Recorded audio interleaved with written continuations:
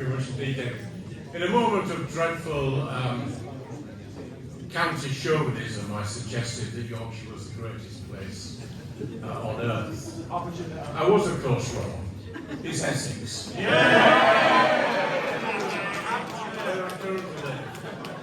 Where we have a magnificent Member of Parliament who I recall very much after the 7th of October was there within a matter of hours to express solidarity with Israel, who saw at first hand the bloodstains and the terrible, terrible way. A good friend of Israel, a fantastic shadow Secretary of State for Housing, Communities and Local Government. I give you Sir James Connolly!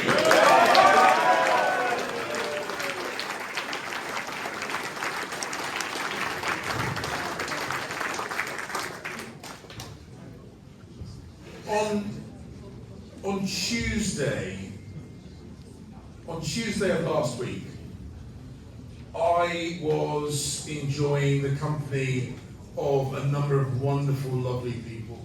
Amongst them was Lord Eric Pickles, Lord David Wolfson, and a host of people who I regard as dear friends. I was at a business lunch, a fundraising business lunch, for the Community Security Trust. And I had the privilege of being the keynote speaker at that lunch. And I said something on Tuesday of last week, which was sadly prophetic. I said, this is an organisation that I admire enormously, but I wish did not need to exist. But the sad truth is, it does need to exist. These are words that I said on Tuesday of last week. And on Yom Kippur, the holiest day in the Jewish calendar, in an act of barbarism, which I struggle to comprehend in contemporary Britain. A synagogue only a short drive from here was attacked, a terrorist attack that had one aim and one aim alone, which was to murder Jews in Britain. And a member of the CST, members of the CST, prevented an even greater loss of life than would otherwise be the case. And this reinforced a number of things for me. It reinforced my admiration for that organisation. It reinforced the need, sadly, for that organisation to still exist, even in the UK, which is one of the most open and tolerant and religiously diverse countries in the world. And the fact that CST needs to exist in the UK both inspires me and saddens me. But it also reminded me why it is so important that everyone that believes in the right of a people's to express themselves, their community, their faith, their religion freely, why everyone, irrespective of what religion they have, or like me, someone of no religion at all, why it is so important that we support the state of Israel.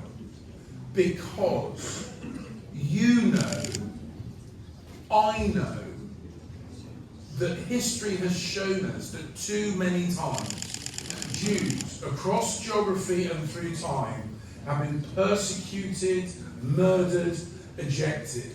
And Israel is the ultimate insurance policy. It is the bolt hole. It is the safe haven. It is the in extremis location for the Jewish diaspora around the world. And if you respect a people's right to have that safe haven, you are duty bound to be a defender of the ongoing existence of the state of Israel. And I have a message, not for you in the room, but for any of those people that might be looking at the transcript of or the video of my speech today. The final point that I would make. To all those foolish, perhaps well-intentioned, but ultimately foolish people who live in comfort and security, who think that it is fun or cool or fashionable to take to the streets every Saturday and demand the internationalization of the Intifada. What happened on Yom Kippur here in the UK, that is the internationalization of the Intifada. If that is not what you wanted, that is not what you should call for. And you should reflect on your words, on your actions.